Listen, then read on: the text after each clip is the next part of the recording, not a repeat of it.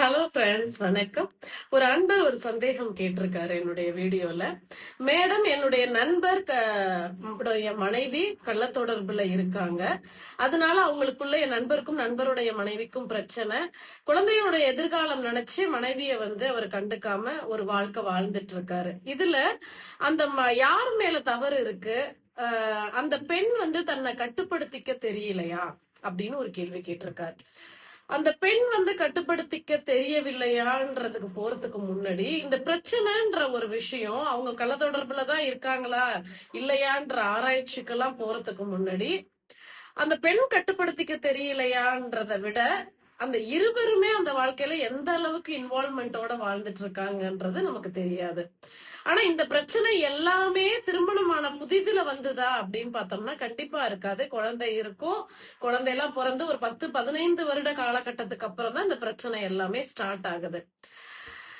முதல்ல ஆண் பெண் அப்படின்ற உறவுல திருமணம்ன்ற ஒரு வாழ்க்கைக்குள்ள போறோம் அப்படின்னா புரிஞ்சுக்கக்கூடிய முதல் விஷயம் என்னன்னா, திருமணம்ன்றது ஒரு லாங் டேர்ம் கான்ட்ராக்ட். அதுல நினைச்சோனே அந்த கான்ட்ராக்டை விட்டு வெளியில வர முடியாதுன்றத முதல்ல புரிஞ்சுக்கணும். எவ்வளவு பெரிய பிரச்சனைகள் வந்தாலும் அதை பேசி தீர்த்து அக்செப்ட் பண்ணிக்கிட்டு அந்த வாழ்க்கையை தொடர்றதுக்கு முயற்சி பண்ணணும்.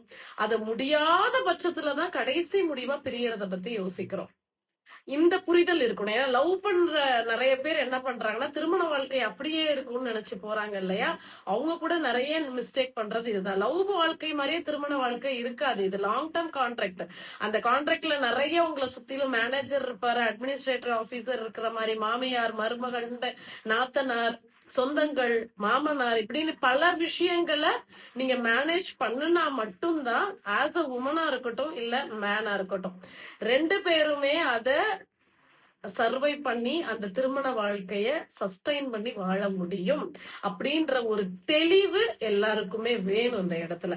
அப்போ ஒரு பெண்ணுக்கு கட்டுப்படுத்த முடியவில்லையா அப்படின்னு பார்த்தா ஒரு ஆணுக்குமே அங்க கட்டுப்படுத்த முடியலன்றது தானே அர்த்தம். ஆண்களும் நிறைய தவறு செய்யறாங்க இல்லையா?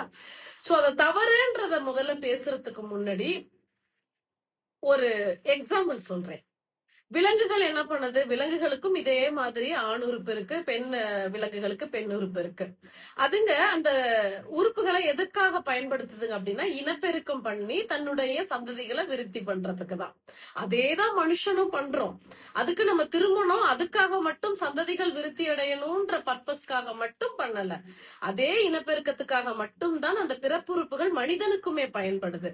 ஆனா கணவன் மனைவி இரண்டு பேருமே தன்னுடைய இனப்பெருக்கம் முடிந்து அதுக்கான சந்ததிகளை விருத்தி அடைஞ்சும் ஒவ்வொரு உடலுறவுக்கு பின்னாடியும் அந்த மனைவி அந்த கணவனுக்காக என்னென்ன விஷயங்களை சாக்ரிஃபைஸ் பண்றா, அந்த உடலுறவு தாண்டி என்னென்ன விஷயங்கள் கொடுக்கறா, அதே போல அந்த ஆணும் அந்த மனைவிக்கு உடலுறவு தாண்டி என்னென்ன உணர்வுகளை கொடுக்கறாரு, எத்தனை அன்பான விஷயங்களை பேசுறோம், அன்பாக நடந்துக்கிறோமா, அவங்கள அன்பால அரவணைச்சு பாசமா ஒரு இவங்க இல்லைன்னா வாழ்க்கை இல்லைன்ற ஒரு உணர்வை இரண்டு பேருமே பகிர்ந்துகிட்டோமா அப்படின்ற எட்ஜ்ல தான் பெரிய கொஸ்டின் மார்க் நிக்குது தம்பதிகளுக்கு இடையே.